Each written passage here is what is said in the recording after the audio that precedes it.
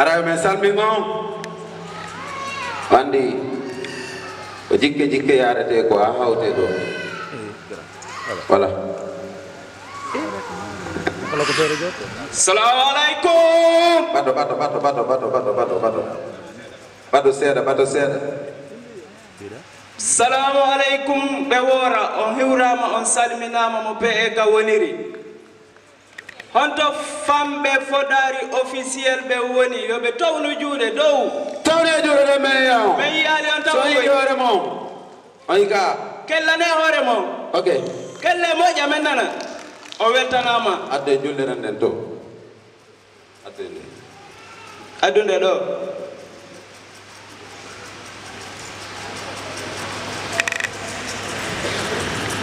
Yoro. Bismillah.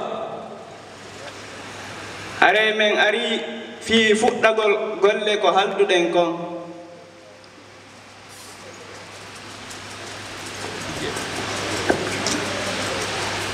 Alaji.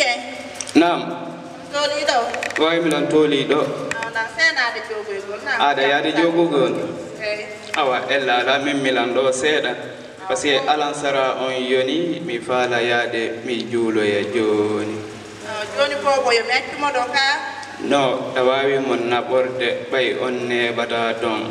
Parce que alansara on yoni milan fala yaade don joni. Aron ne boyal nani. Awa ila ngarde ne boy ta selle. Awa si Allah jabe. No, minana linde. Minana linde. Ah, salam balle nana ala. Nanti ne bejo.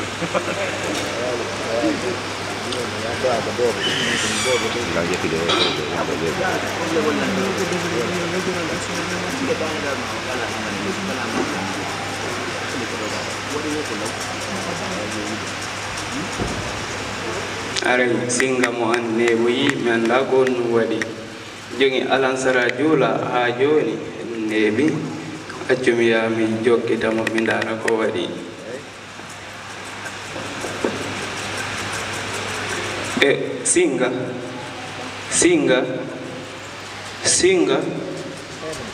korijan fa be men yo julbe Allah ko honno wadi la ilaha illallah muhammadur rasulullah singa amayi la ilaha illallah fabe men dare problem yi ko wadi ko singa am wayni lamka alan sarahi mo yaade jogoygol ndiyam Kono wadi ko singa am wayni lam mo yaade jogoygol ndiyam joni non o ari la ilaha illallah muhammadur rasulullah la ilaha illallah darane onuni subhanallah bengura menen no sonji bengura menen no sonji la ilaha illallah muhammadur rasulullah dare no ko bude dari dundo ko semarno fora siji ko men dundo foy batanay dari ke choko wali mai apundu may Allah la ilaha illallah muhammadur rasulullah sallallahu alaihi wasallam dare angal li ko wadi men lambe mali emere daru kangal dia wade la ilaha illallah angal dia ko wadi men muhammadur rasulullah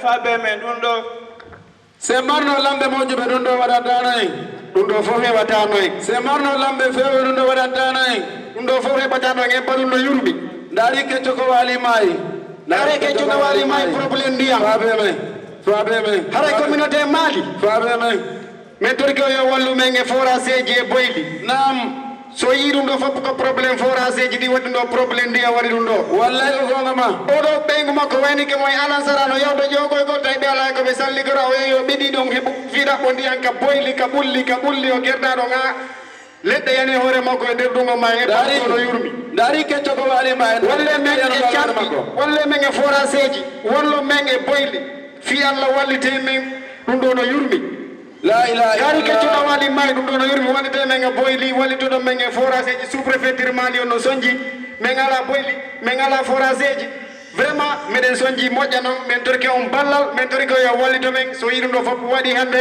ko tawde engrais développement no manque moƴƴa joma kaari way noddiɗo ay goto nodake joni rondoɗen fure o natte joni rondoɗen fure o natte enen kadi ko luubo en ɗo par ce que ɗi canɗi ɗo ɗi woora sa yi leɗɗe ɗo yewto yana hoore goɗɗo fof ko ambuyan développement men tori ko yo wallito men e canɗi yo wallito men e forage ji parto wallitoto men e wallite e forage wallitoto men e forage ji yimɓe amen a gayni mayde sukaɓe gayni mayde e ɓoɗum ɗo no yurmi wallite men e forage ji wallitoto men e canɗi jette fure o jette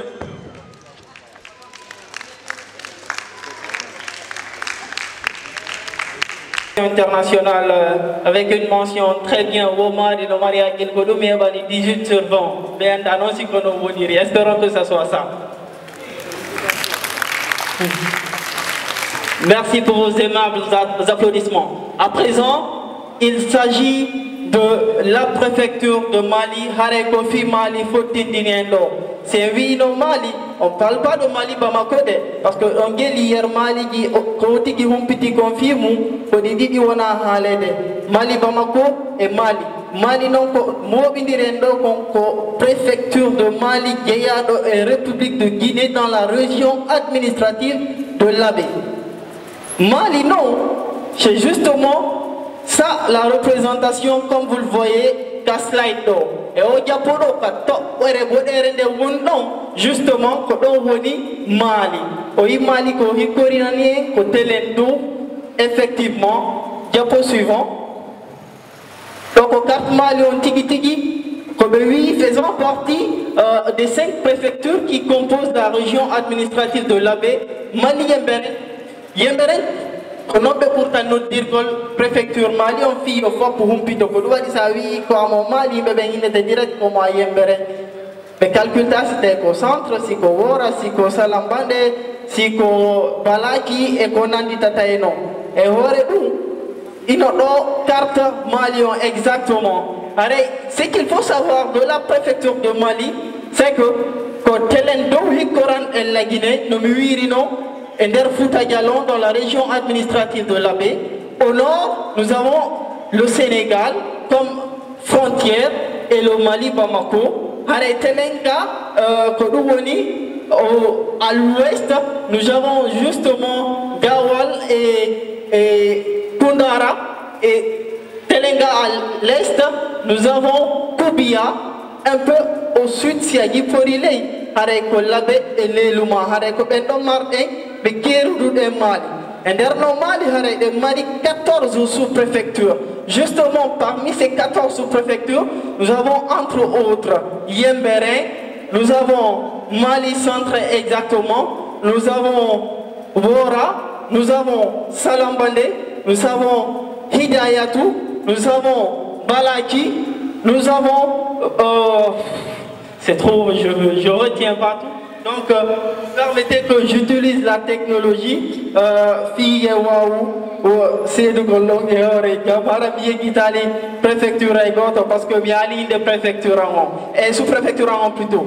Yemberen Wola, Salambande, Sigon, Balaki, Bekere, Gaya, Hidayatou, Touva, Badougoula, Duguntuni, Télire, Mali Centre et Fougou, justement, sous-préfecture Guéyadi, et der préfecture Mali, en préfecture Mali, on Guéyado et der région administrative de l'Abbé, en région administrative de l'Abbé, que Guéyado est subdivision, mon Betawata, on est deuxième en Fouta Galon, et der Fouta Galon, que Guéyado est la République de Guinée, parce que donc on dit non, Fouta Massina Kadi, que on est Télé Mali, ma Fouta Toro, que on est du Sénégal. Justement, slide suivant. Nous avons commune urbaine Malioni, au Soudounouni, Woni, Tawata, pour administrateur civil, langue bien, pour occuper. Slide suivant. Nous avons Makitian et Konandi Tata et gare routière Malion. Et il y a un nom Tigi Tigi pour Urte Andi Tirede Mali Kameden. Justement, on parle des potentialités touristiques. À première vue, c'est Halifi Godofi Mali, on va dire Tikitade, Darasi Oyi Aïe, Konandi Tata, et Fello, mais Haragon Fello Tiki Tiki, yeso magogo no nandi tata e suddido e wiata. En 1937, pour être exact, de façon officielle et de source administrative, Gofel Malingo Yoton, avec autant de sites touristiques que nous avons, que ce soit des chutes, que ce soit des cascades, qu'en 1937, Woni Congo découvra, justement par le chef de canton d'alors, suivi de l'administrateur civil français Gaston, Bedari, Tensira justement Konga Woni Don Bedari, Betayua, Dondono Nandita et Neto Yesongo. Et après ils ont dit, Wadi Hango, Gofello no Mari Yeso Nanditolo et Yeso Neto. Et l'histoire rappelle que c'est une histoire de fidélité d'un couple entre un homme et une femme justement. Mais après, problème c'est d'avoir une derton, yaltiti, ender go fait le hebi, tawi, go badina et badi, netto. Mais enen ko wieten, go fait le wanani nene futa. Justement, nene futa fi hono, parce que c'est une image qui représente ici toute une préfecture et toute une région dans l'ensemble, la région de la Moyenne-Guinée, carrément. Et c'est un site touristique qui attire, il y a des touristes étrangers, nationaux, guinéens, sénégalais, africains, ainsi de suite. Et justement, c'est très important de valoriser ces sites touristiques. Ça dari la sous-préfecture Mali, nos marisites qu'on nanditata et Tchambi, qu'on nanditata et nous qui tawata nos hatongini yaugol daran hino là-bas, et ça permet justement de faire un écotourisme à la bout du Heboto. Slide suivant. Oui. Slide suivant. Suivant. Donc, quand on dit chute qui doit dire et cascade qui dit que site touristique qui no wodi et Mali, Fotano, Moyano. Et on a un climat on là-bas, que Euro d'Awa, Awa, Wonugol, Tawa, Hino Wono, Hino Foti. Slide suivant. Et donc, on Tawa est potentiel pour Mali, Andira.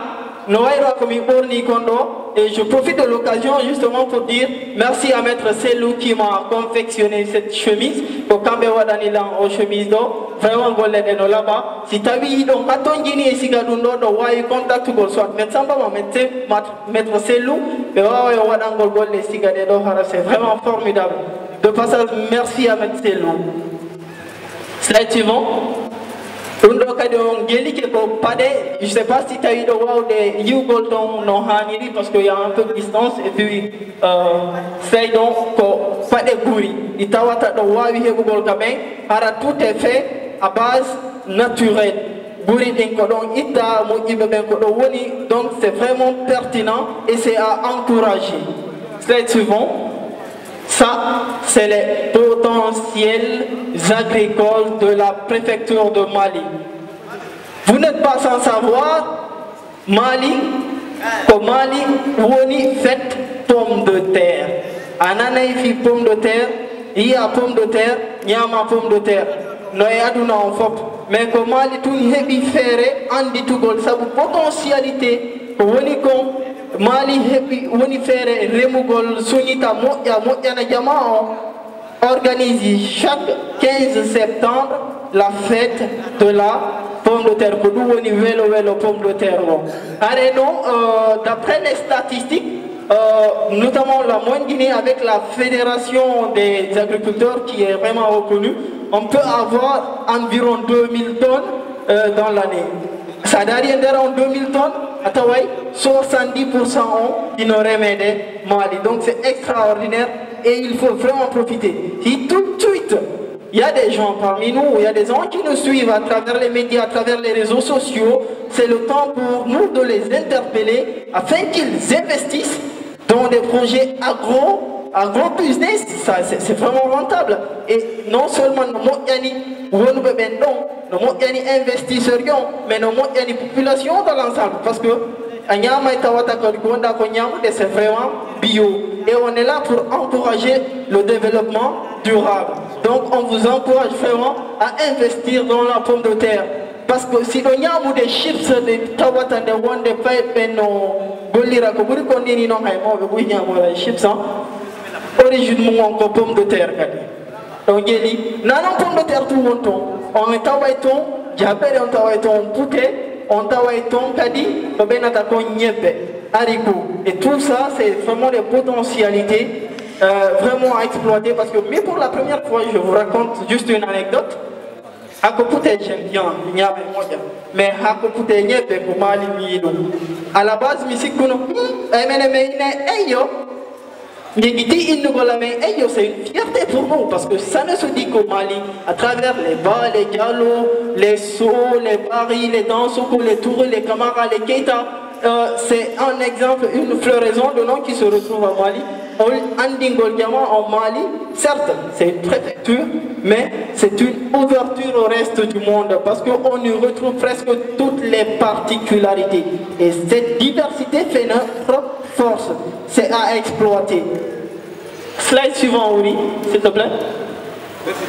Justement, certes, Mali, il y a beaucoup de choses qui t'ont été wabi, andingol fimo, araboko, nafata, koko, moyi, mais tiki on ide sonji kadi seda ma mawbe me wonbe ben ton hino sonji seda dum do no mare ko illustration labudo on jelike on suti ko auto wal camion wal iri ender lo puyawi e lo be do ko tawata ko kalawol tiki lawol lala. Donc à chacun à son niveau de s'investir fidaru gol se wawa e hebugol lawi ko tawata si tawi remama sunyitama no wodi ko drene nabe himbe be wawa commercialise go dum don heba bénéfice mum na dum non tum si tawi woni faybe men jibina mali be jandai mali ko yo be jangu si tawi be jangay il faut qu'on investisse sur les écoles oditanen be dude be tawata ko dude keldude de wawi ay alimentude dude den en électricité à travers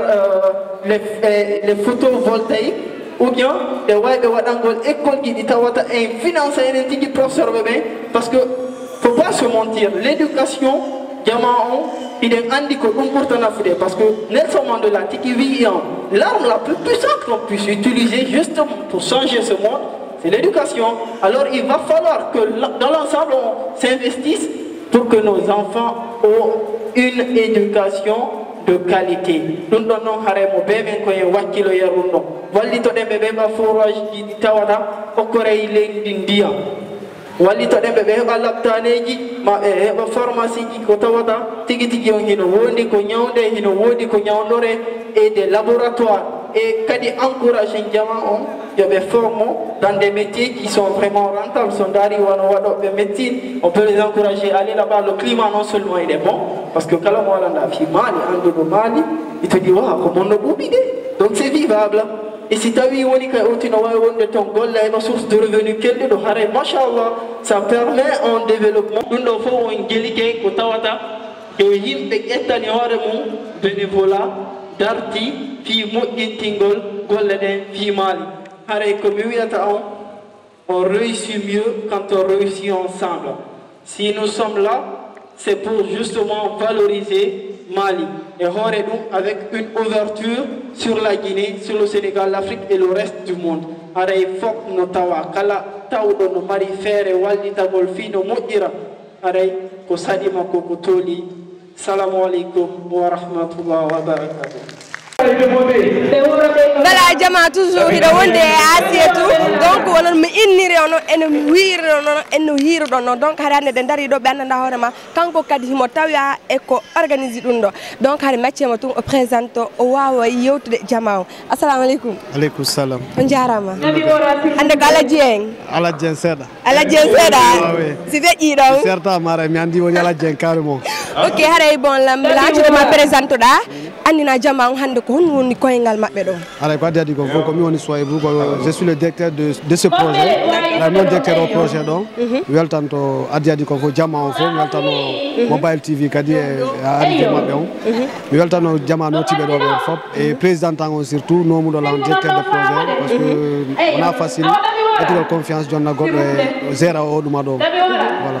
ok hare on position ha tawdo ono parce que étudiant be guinéen be needi do étudiant be guinéen be duudi do kono ha hande har be yali siga o organisation do yimbe ben kadi e surtout bornandeji men ha tawdo ko dum do subi do yo jama watto ara no do on position e dum do ara ko pusi men dum non ko valorise ko culture on parce que andi sani mali yambere maji di fo no ton no représenter fayda la Guinée fo parce que mali ara wala maninka yimbe jabo ma wala ko maji di fo no ton mais en plus mali spécifique di wala normal mali ngara mo inte siga dum ko bonna do machallah ara dum ko tombo inte mais on wadno me wata valoriser non pomme de terre no mali la duma fogné no mali ananda warma site touristique me mali 47 sites touristiques identifié ni mali donc ay goto ala dum der Guinée tan donc be ina taw Guinée ko mo ko mali ko wadi ame me inde men organise me mbobe dira jama Guinée fo hare mawbe Fouta be do tawa e ko walliti o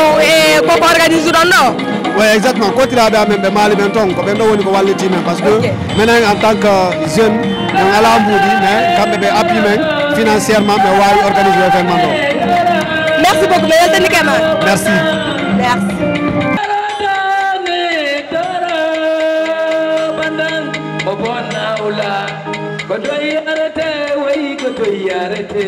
ya mo hawdi ngal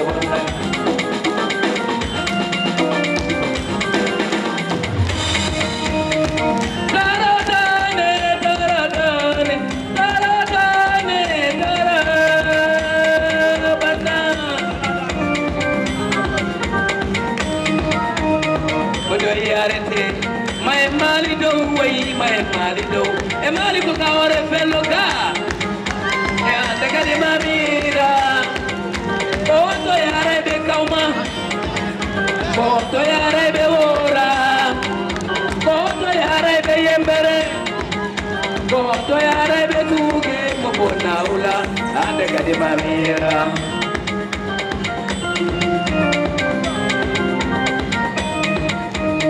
my mali do way my ande kadi ni banila ko tan selu wakare oh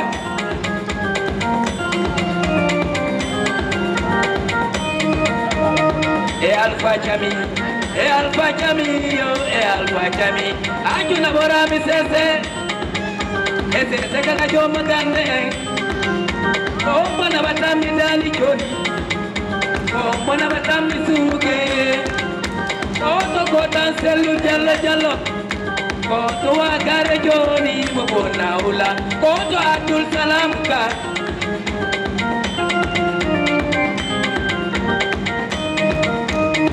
ayo kamera yo oh to wani sai di kamera wai oh mana ko joni sigo weli wala nyanda hande dali milila e hande kadi mami poda wai e bella joni o to samba woni na wata mi joni wai ko to pai ko be wora ko to woni be ke mo son pai ke mo son ko to woni pai be tuke pai ko be suke ko mo na batam beli sare e beli sare dum bo jemma wai e yata be jenjo jeng o to asimi u jenjo o mo na batam mi joni ka e yanda kadi mami poda yetta be jallo konto yetta be soare yetta be sibe konto yetta be baribe konto wali yetta jallo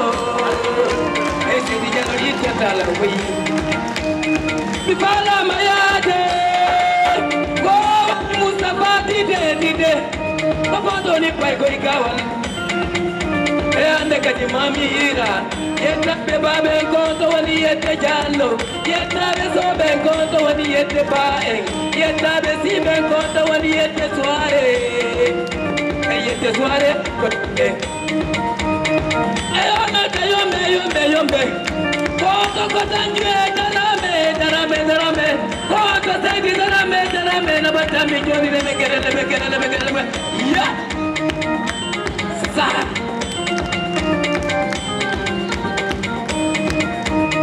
Riente di camera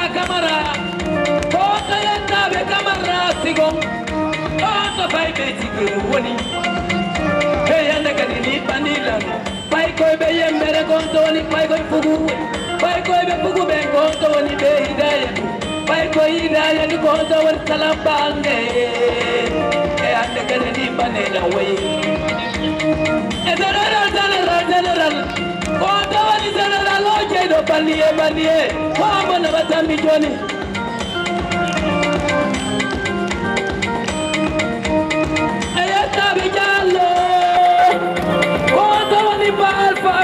Mali, hey suka burata mahulika. Kondo wali be duguntuni donna veli wala nyalla. Duguntuni beko di hororete. Duguntuni dani beko to gainai. Awande kadini panilaka. Hey eta be jeng. Hey do presi jeng. Siana ni pulo futa mantorido, alai ko bala jeng. Sangali pula futa sarimu wala jeng gala ne jeng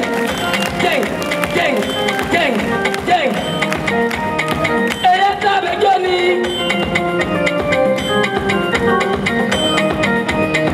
Mohammed jeng ko to bay ko ila be garangoy ay la be garameli wala nyalla ay be mi ana kami ana bay ko be ganye yetta nyangari no yetta be jenge ko to wali sheri mada kido mami wajay ko to wali yumma babo dawande gani ni beni ko eta be drame ko to je drame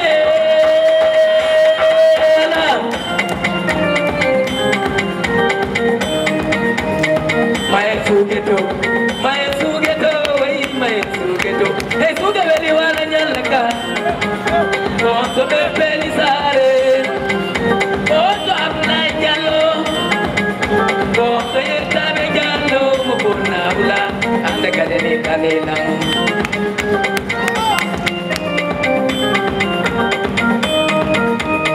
Bifala mayade Konto tukanene goto Ejalo mama duguntuni Ejalo mama dugoyondo Ira bordi kola bi gondo wani seri manda Seri mami wajay duguntuni zare maunde Muri kaliba kompona batami joni Muri kaliba anjuna borami yate Ejabe duguntuni kaina haju Duguntuni veli ngana kwenye Ifala mayade goyi Konto Prezi Sulaimana Konto jalatami dar Konto sukanene koto Yetta be jallo konto wani yette soare Yetta be sibe konto wani yette jengeng Yetta be kure yette jallo nanderka Awande kadini banila way Eadul salam Konto adul salam way suge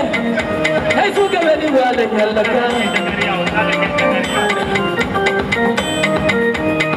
Ejakaria uyoyi Konto salike wani Awande kadini banilaka Sako agorko yondo Zakaria jallo konto na batami yate Yetta be babe yette jallo arino Yetta be jallo yette jengeng arino Yetta be siben yette bari arino Yetta be bari me konto wani alfa jami Konto wani presidado E presi camillo Konto amina tu serimai Konto wani bobo igoi Hey berde dogi take a wobi Bai koi be sese benno bini benno fami Bai koi be sese gomo ya tei papenge Bai koi papenge benno yoni olorete Bai koi pakende haju ekta be pari mengui Yole Wana gane mi palilang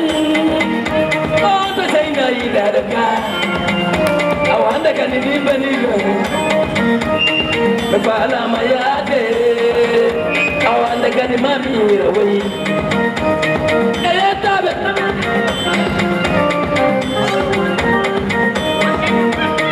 Eyata be bari o bari Konto seri mami wajay Konto jena puye te bari Hey na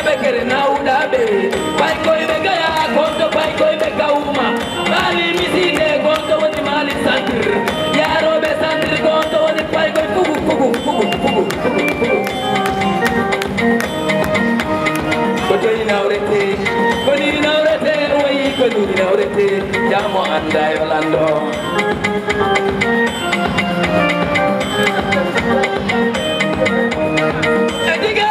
Diga Cerno Bari.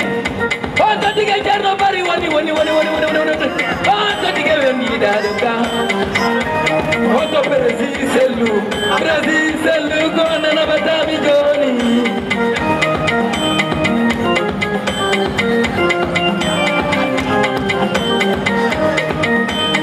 Boni warrete, boni nawrete way Onto Bari. Juntu. Onto bay ko bela beganka. Onto bay ko bela begoni. Hey la bega kasare maunde. Yeah. Hey top TV. Onto wani mutaro ida do way. Onto kala tami zaraka. Hey anda kadini panida. Yeta be babe konto no tibe mari.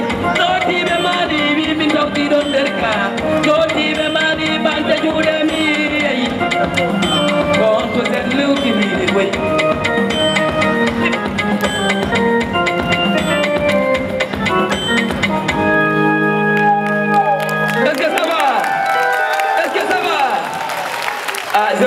Je vous assure, Inch'Allah, arrêtez mon job ko idondo ko fudade wonde wata décourage encourage den ide mari potentiel di fop iye waw avancer e wetanto non kadi surtout e kawtalbe meden ben parce que de wiide mali en tawi wona mali to noti wobbe go notike be wonno ine de baabe wi ko mali be wiade ko gine fof mais notata ko tentinangol be ara e be wetanama ara inshallah we wadana hobbe be morso mekire inshallah ara anda kadi ko boda hawoka kono fala anda kadi ko hawe de wes e wachata dugula wachetu kula utajoma dugula yata jalo ko jamayata barinano yata bari ko jamayata jalano yata jengna lo mayata barinano anda kadi ko weta wes anda kadi ko boda weta wai ada madesa menkai hey ke fobura tamasina kana engedi hey mi yidio hey tu etrami hey selua kare hey mi nido velami hey samba jallo hey mi ngira velami abulai perisare hey mi ngira velami hey fabariyo alfa jamiyo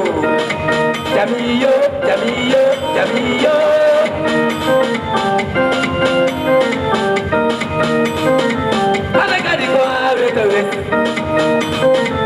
ana kadi ko boda ave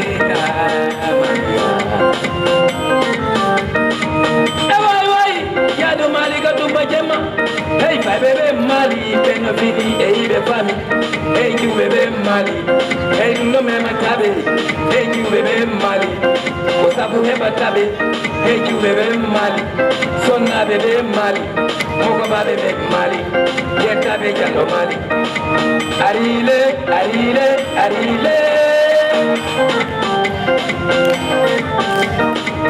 eyoni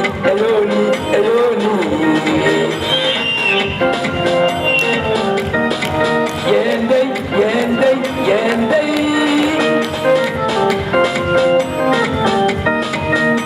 wai anda gadi go mami boda hey yete jalo ari yete bari go wondo yeta be jalo imme mi dala yeta be babe yeta be siben yeta be kengkeng yeta be soirée yeta be siben Maliko Cafello hey Maliko Cafello Malika ga joma barki hey so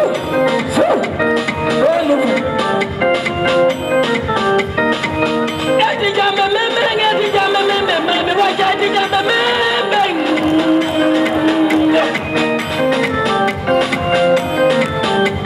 Siana ni avenir eti jambe eti jambe mengo e a chekela nombe e a chekela nombe bekangi befami bekangi bekangi befami bekangi Salilere di jambe mali eti jambe membeng hey hido holora eti jambe membeng yo alla beydu gandal yo alla beydu famu yo alla beydu potal ayile ayile ayile Suaibu suaibu suaibu kalane kumpaiku moja so yile moto ndilo ule koko sabu wala kumpaiku wale watana pio jama moto ndilo kalane meta sabu suka siku yeah hada gadi ko ave ko res hada gadi ko pola na beta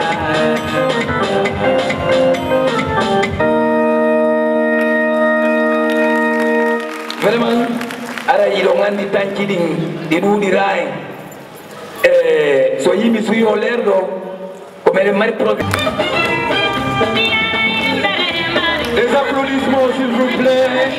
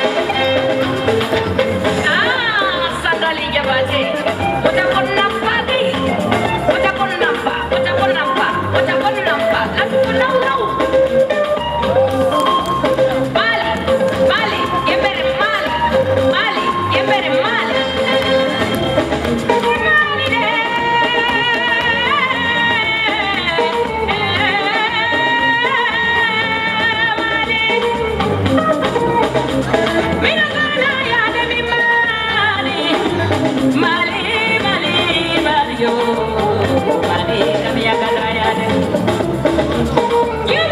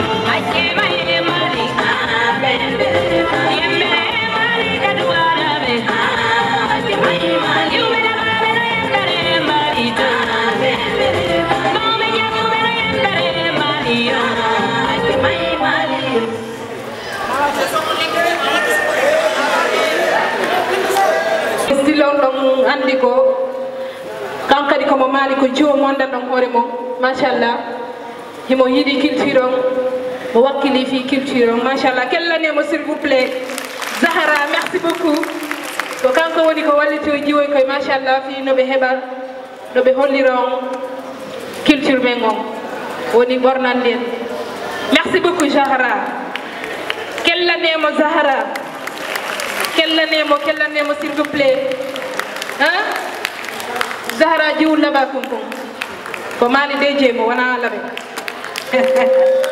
wana timbi matina ako telebile no yafe akki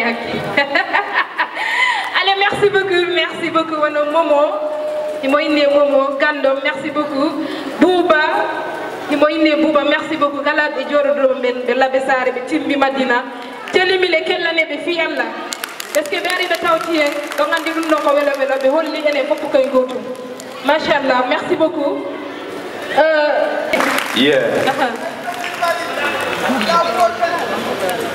merci beaucoup et doguntuni on weltanama aussi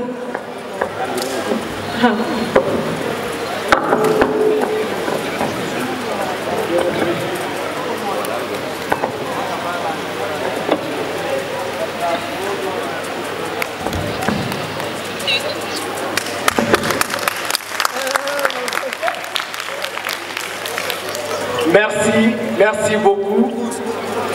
Assalamu alaikum wa rahmatullahi ta'ala wa barakatuh. Merci, Excellence, Madame la Présidente des jeunes leaders de Mali au Sénégal. Excellence, Monsieur le Président de Portal Vivantal Mali au Sénégal. Excellence, Messieurs les représentants des associations sous-préfectorales de Mali au Sénégal, Messieurs les représentants des partis politiques, mouvements, des associations au Sénégal, chers parents, distingués invités, en vos rangs et grades, Madame et Messieurs, bonsoir. C'est un moment particulièrement sympathique et original que nous sommes en train de vivre ensemble dans cette salle de l'unité africaine. C'est pour moi un immense plaisir d'être là aujourd'hui devant vous en tant que directeur de ce projet du lancement officiel de l'Asie LMS Madame et Messieurs, l'ASI-LMS signifie tout simplement l'amicale des jeunes leaders du Mali au Sénégal. L'ASI-LMS est composée particulièrement des filles et des fils du Mali au Sénégal. Je vais commencer par remercier la présidente, celle qui m'a quand même nommé dans ce poste. Je vais nommer Madame Bilkissa Diallo. Pour la confiance qu'elle a placée en moi, à ma personne, pour diriger ce projet. À mes collaborateurs.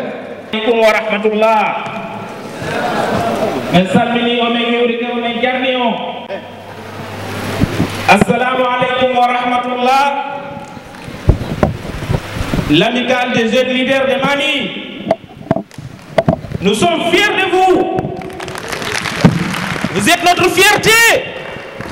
C'est vous notre avenir. Nous avons beaucoup de respect et de considération envers vous.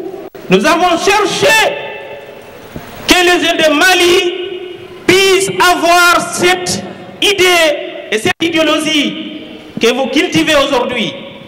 Mes chers frères de Mali, mes chers amis, mes chers camarades, nous avons eu ce que nous cherchons. Les jeunes de valeur, de respect pour notre préfecture. Je suis le vice-président de Portal Fibantal Mali au niveau international. Vous savez, le Portal Fibantal Mali international, il est bien représenté. C'est une organisation, une structure qui est bien représentée actuellement dans beaucoup de pays dans le monde, y compris dans notre sous-préfecture. Dans les 12 sous-préfectures, nous sommes représentés.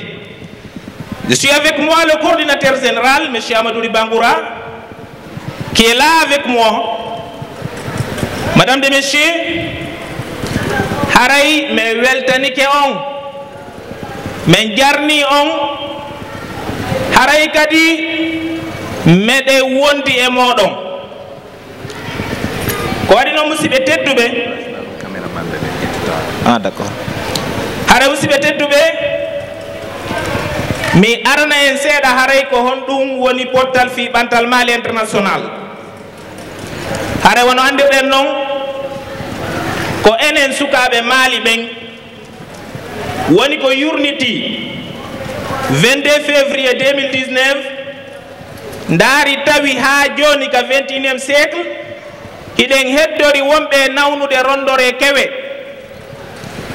ɓe naɓe ko yata 7 kilométre fiyo ɓe wawu ñawdade tawa woɓɓe maɓɓe ko sowiɓe tawa ɓe ala soutien de santé. Men daari men tawi oɗo préfecture meɗen jama o wawali yitudude andida sifa ɓeɗo jeune leader ɓe ko ɓe woni en e waɗande ko on tuma noon heeɓi immiɓe dari dankaran ni naati e sous préfecture ji ɗin yiditi jama on ha mottidiri du sous préfecture on e commune urbaine on e structure waɗa noone no wawire e organisorede itti e président ha vice président ha e secrétaire général e ko jokke mum kon d'accord waɗana kadi tigi tigi on e kala man sous préfecture heeɓi coordinateur mo tawta kanko représenté ono sous préfecture. Donc ɗum ɗo fof haray ko fii ye enen jama Mali o ye waw yitudude wawe wonde nene goto baba goto wallidiroɓe par ce que ko ɗum ɗo wawata en addude e ko ɓenta ko bien-être. Si tawi woni en sakike en lañƴitike en jogodirali e waɗi korugan beɗugan e wawata heɓde ko faala ɗen kon fi développement Mali on. Hare ko ɗum ɗo waɗi e Portal Fibantal Mali international ngal ɓe immini men yo men armen tawdo e moɗon min weltano ɓeɗo ɓe tawata e ko ɓe jeune leader fi Mali haray ɓe jonni men kadi enveloppe ko wallitorte ko fewndi 50 000 francs CFA haray ɗum ɗon noon ko fuɗɗode sabu no ɓeɓe me yiiɗo haray meɗen ɓaawo maɓɓe haray kadi men daroto kadi fii ko honno men wawata yaadirde yaadu wooturu e yiyande wootere e fewjode wootere men salmini on assalamu aleykum wa rahmatullahi wa barakatuh. C'est-à-dire accueillir la présidente bien sûr de cette association. Et je voudrais appeler également tous les membres qui font partie bien sûr de cette structure, de cette association, de venir derrière elle pour le discours, c'est-à-dire de la présidente. Et venez tous monter bien sûr sur chaîne. Alors, je demande tout simplement à mademoiselle et là qui ont soutenu cet événement. Bienvenue, Madame la Présidente. Voilà. Donc, le micro est là. Je ne sais pas. Tu peux signaler Voilà. On demande également au grand frère Chami de venir ici. Voilà, le grand frère Chami. Et Koto Seloui également. Puisque ce sont eux qui, c'est-à-dire, qui sont toujours avec ces jeunes-là depuis, c'est-à-dire à l'entame de cet événement. Et bien sûr, ils ont orienté, encadré, et puis on les a même empêchés de dormir. Alors, pendant ces 2 mois ou 1 mois de préparatifs, je ne sais pas si, mais tu peux tenir ces 3 micros là, ou bien je tiens le micro, ou bien je donne ça à un de vos membres. Voilà. Alors, on va attendre.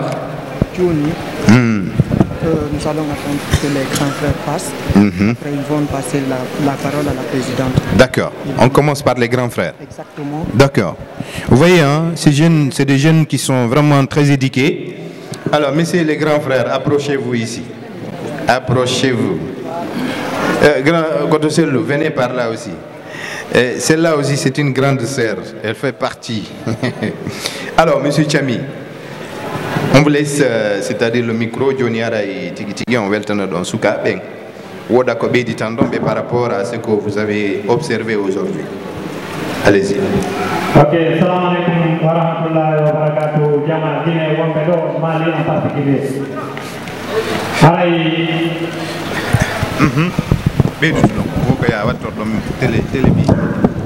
Ok, assalamu alaikum wa rahmatullahi wa barakatuh. Jama Guinée, Wambedo, en particulier de Mali, men hiwro fo men jarna fo. J'aurais bien voulu écrire le discours avant d'arriver là, mais comme disait Dadis Camara, un discours écrit, des fois il trahit. Pourquoi je n'ai pas écrit le discours? Je vais juste puiser dans le cœur, dire ce que je pense. Et parce que Mali c'est chez moi, il faut que je dise effectivement ce que j'ai dans le cœur. Qu'est-ce que j'ai dans mon cœur? Ko mi mari ka bernde an aray ko himbe fino Mali yara yeso ko woni la musude ko Mali woni baaw kon haray de passage au représentation au portal fi bantal Mali do joni il a marché sur ma langue en quoi 10 ans wonde ma Mali ko don tu yata so wi do no jetta e moto mano ronda e boggi han joni au 21e siècle o maya ka lawol et la faute à qui? D'accord, le gouvernement quelque part, mais nous, la responsabilité nous incombe tous. Cette responsabilité nous incombe à partir du moment où nous avons tout sauf l'essentiel. Et c'est quoi l'essentiel? C'est cette unité. Et l'unité, voilà ce que prône la présidente Bilgissa, à travers elle, toute la génération du mouvement ASI-LS, mouvement des jeunes leaders de Mali au Sénégal. Belandike ngara yen soutenube. Comme disent les autres, haray ko e wonambe lenge kono woni o lenge don ido ngandi déjà enen onon wattibe men o ngetike o wawali pourquoi o wawali o ngebano townube on menen hikkibe mo men ngetike me wawali fi on men hebal townube men a bendo kan yu hebu townube dum ko ombe woni townaybe dum ko enen do monsieur Salek haray meden halfi ma dum ko to Alassane haray don halfina dum monsieur Alpha bi don halfina dum haray jama wombe do ben hiden duudi hide duwano ɗuɗude ɓuri ni mais quand il s'agit du sérieux harande wonde satta e seeɗa hiɗo gandi maali ko honno sa wi tum maali dans la première des choses ko honno gattotoɗa andutude ko culture men on ko honno gattotoɗa andutude ko ɓe innatama y a pas une préfecture en Guinée mo andanɗa hoorema cadre jo ala toon jannayɗo hara ko maali o yuri et cette fois ci hiɗo gandi résultat catastrophique ko heɓuɗen ton kon awa la responsabilité nous incombe tous fi wawgol immagol comme un seul homme wawi redressude ɗum ɗon haray j'ai pas envie de trop parler haray ko torodirɗen tun enen fof meɗen ko weltanagol jama wonɓe ɗo ɓen ɓe jaraka mi particularise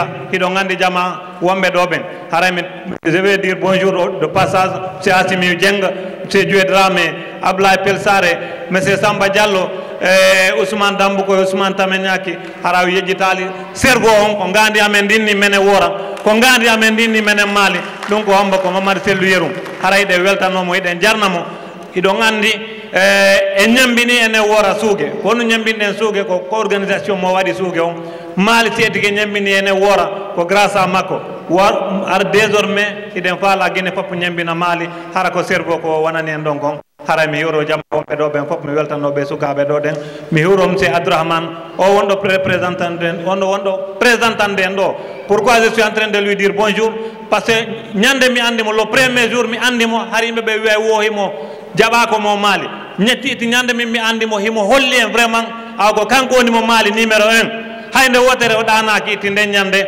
fimo hiwrike o gonon jama maali nene gotoɓe an haray o weltanama o weltorama vraiment ko waɗɗo hande kon no laaba haray yo Allah en nawran en ɗum ɗo yeeso haray étudiant ɓe men kadi ɓe jarama haray enen jajiraɓe mabɓe kotiraɓe babiraɓe ko en ɓurɓe sutenude ɗum ɗo koko fuɗɗiɗen ɗo Allah nawrana en ɗum yeeso e fi yeeso kadi no yimɓe ɓen wota ɓe décourage o yen ɓuuru hewde ni hara des fois ɓe noddi maali ɓay maali 2 sous préfecture rek no wawi hebbinde nder ɗo walla goto touba tun sinotike ɗo ɗo no wawi hewde awa fi yeeso ara en fof koyen nooto koyen ar par ce que maali no Dakar ɗo de ko lappoye ara on jarama o weltama o weltanama kadi.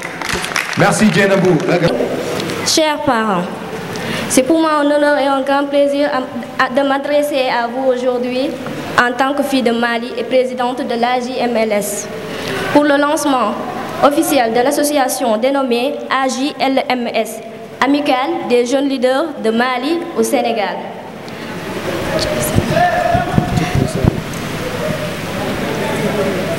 Permettez-moi de vous souhaiter la bienvenue.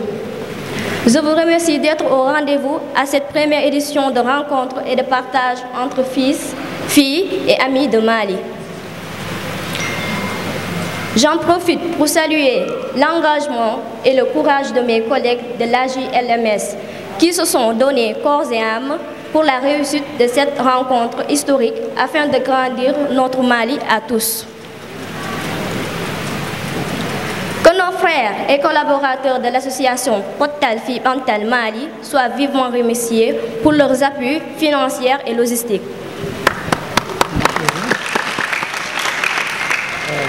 Je suis ravie de vous voir tous réunis pour ce grand rassemblement pour Mali et par Mali. Distingués invités, mesdames, messieurs, chers parents, notre bien commun, Mali, est un paradis à ciel ouvert. Le passage over des nombreux cours d'eau et rivières avec de merveilleuses chutes, vallées profondes qui offrent une vue panoramique et extraordinaire. La nature y est généreuse, très généreuse. Si ce n'étaient les hommes qui n'en prennent pas beaucoup soin, on pourrait parler d'un petit et d'un terrestre. Malgré son potentiel touristique, agricole, artisanal, la préfecture de Mali fait partie des oubliés de la Guinée.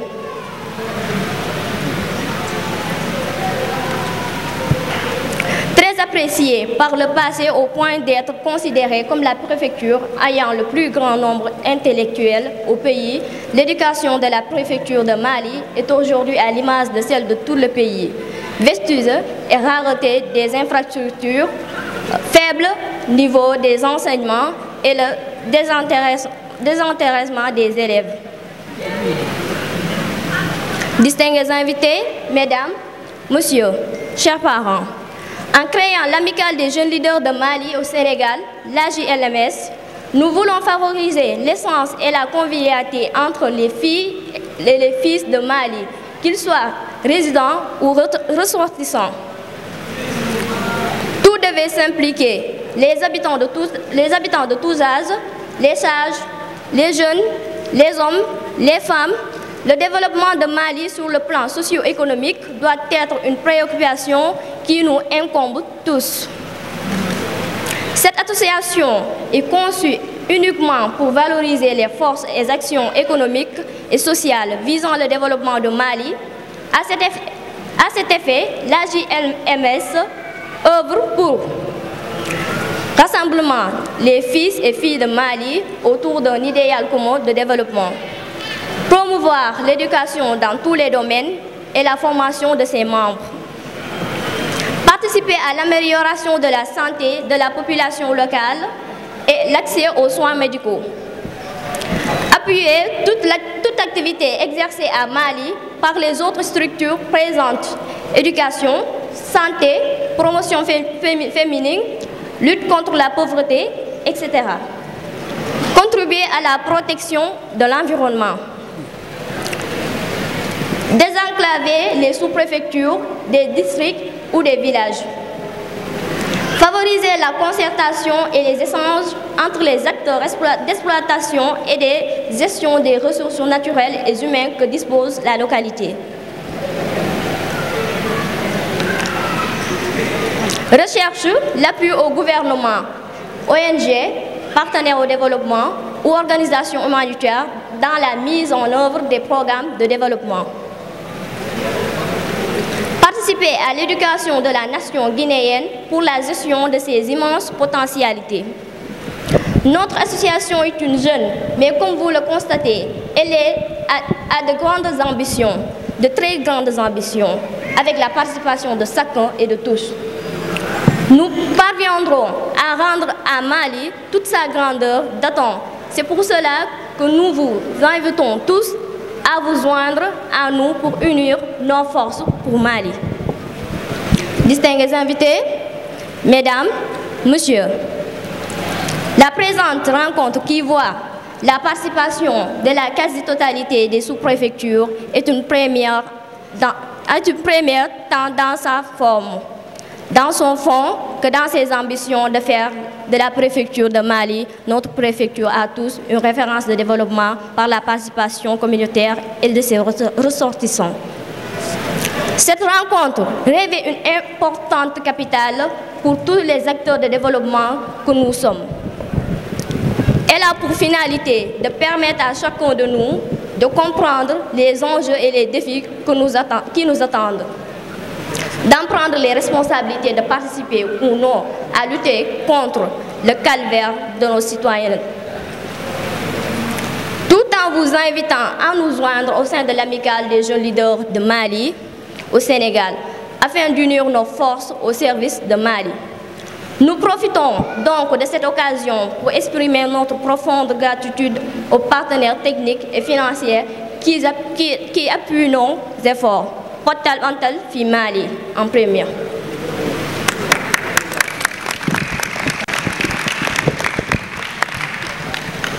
Pour terminer, nous voudrions adresser nos remerciements aux autorités présentes dans la salle, aux artistes qui nous ont presté gratuitement pour Mali et à vous tous sans exception pour l'intérêt que vous avez porté à notre appel.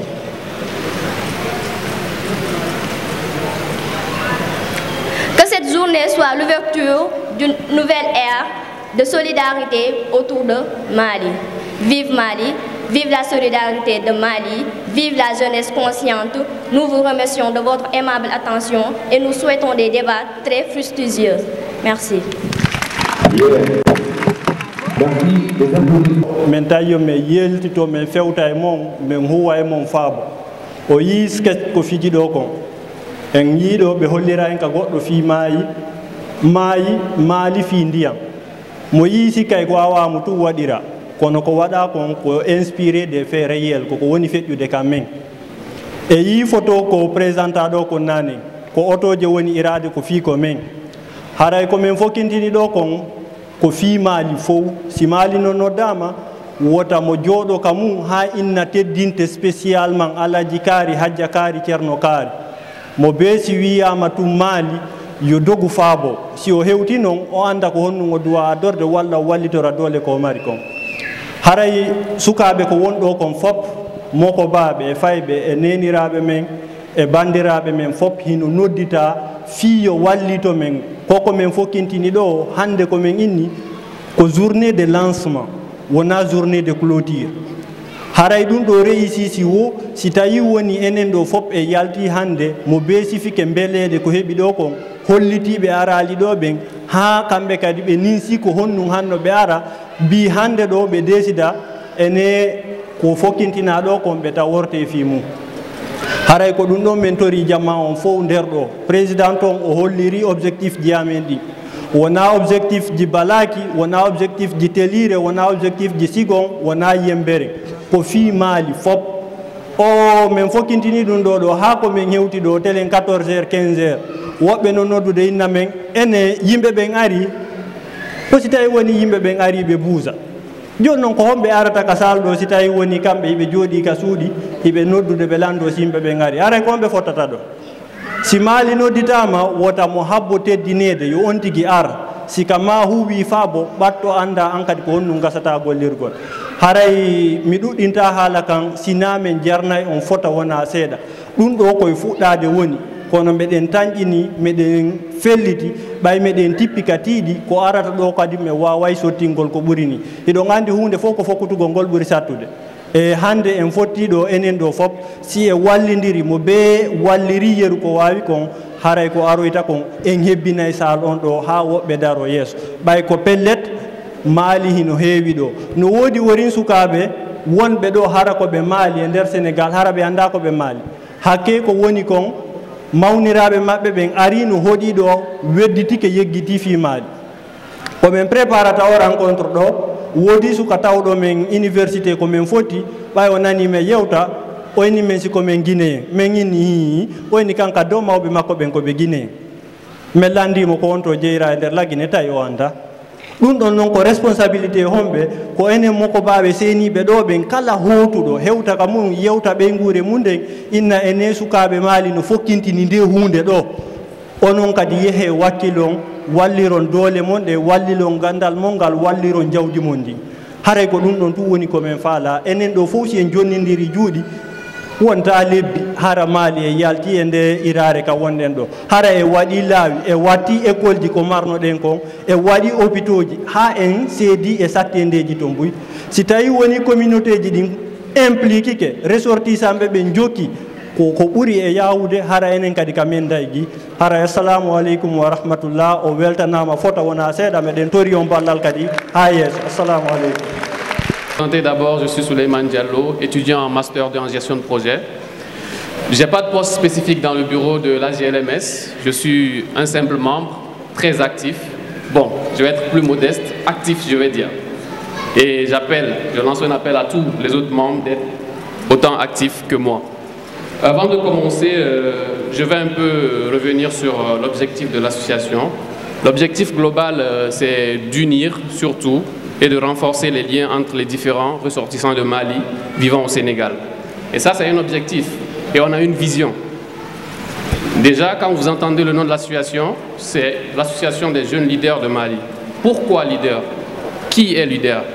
Quel est notre objectif?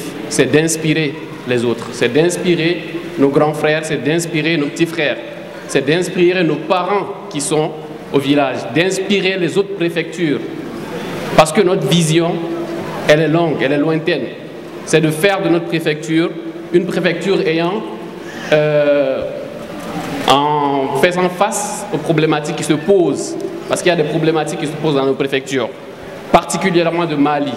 On a beaucoup de difficultés, nos familles rencontrent beaucoup de difficultés.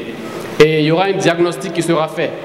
Toutes les problématiques, on va classer les priorités et on va se lancer afin de pouvoir impacter positivement sur la vie de nos compatriotes.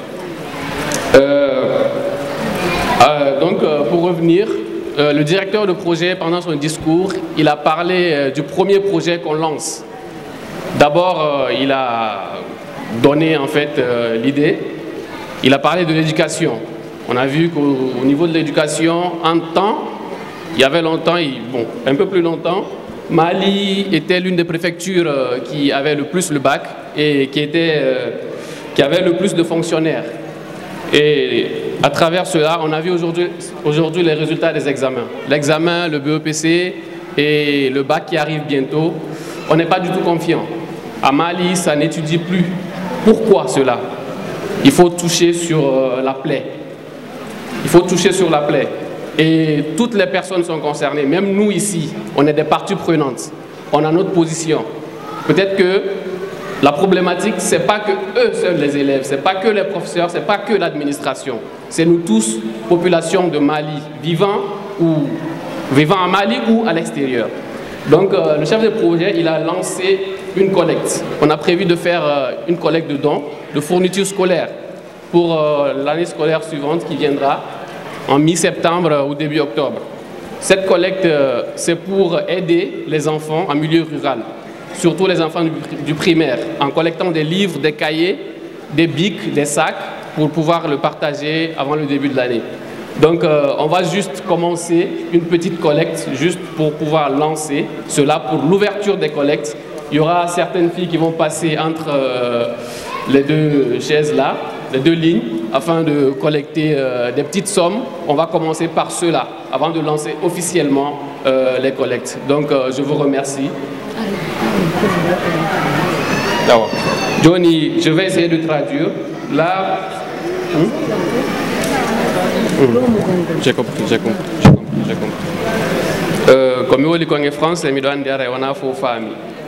Johnny, comme on dit en café, on fait collecte de dons de fournitures scolaires. Objectif, on fait élèves même on bejango de Mali. On fait nos hebiranem be cahier di bic et sac di. Nous surtout fait élèves même primaire. Johnny, mais lance collecte Johnny. Jube go nata e do joni haray mo kala ko anni wo wada fuddoren dum don objectif on ko relève gol Mali donc ko premier projet am non donc merci beaucoup. Merci beaucoup. Merci. Souka ben c'est des intellectuels et yi golle do ko donc merci de golle do pour yo de waaw yarde yeso o yi cede ko be wadi ko be haali ko hibe huude déjà be lanci collecton. Donc haray faybe ben buy haray no pala faybe mun janga faybe haray no mari hakkil kono haray be ala ko walla be dum do haray assalamu alaikum haray ko Bilgisa Diallo o Mali Mijeya Mali centre c'est Mali présidente au amical do menen organiser au événement do ko lancement amical amen woni alors avant tout d'abord no woli la no parce que le temps est vite voilà c'est Mali donc pourquoi pas men immo mi wakkilo ɓe dara ko ɓe fewnirta ko amen par ce que si a daari Mali no tawa e sous préfecture e préfecture ji ɓuuraɗi yeggitede ɗin ko ɗum waɗi noon min immi hannde min inni yo min wakkilo min révolte o min golla pour min moƴƴina préfecture amen o voilà avant tout d' abord ko minen jeune ɓe ɓen organisé par ce que ko lancement amical amen o ni mais yaw min yewtude e maɓe ɓe golliti ɓe ɓe ari ɓe accompagne ɓe ɓe waɗi collaboré ɓe waɗi lancement amical amen e tigi noon tigi mawɓe ɓen c'est vrai ɓe wakkilani men ɓe wallitade men ɓe aussi jeune ɓe ɓen kadi ɓe wakkili ɓe wakkilanade ɓen hara kadi naaɓe maali tun no woodi préfecture ji waɗi ko ɓenno fof ɓe ari ɓe tawtu ɓen par ce que hande na maali tun woni nder ga no woodi ɓe laɓe no ga ɓe pitano ga e honno ɓe yakkene timi madina no ga fof no fotti ga fof ko pour jonnugol men courage sutana men pour amical amen o yaara yeeso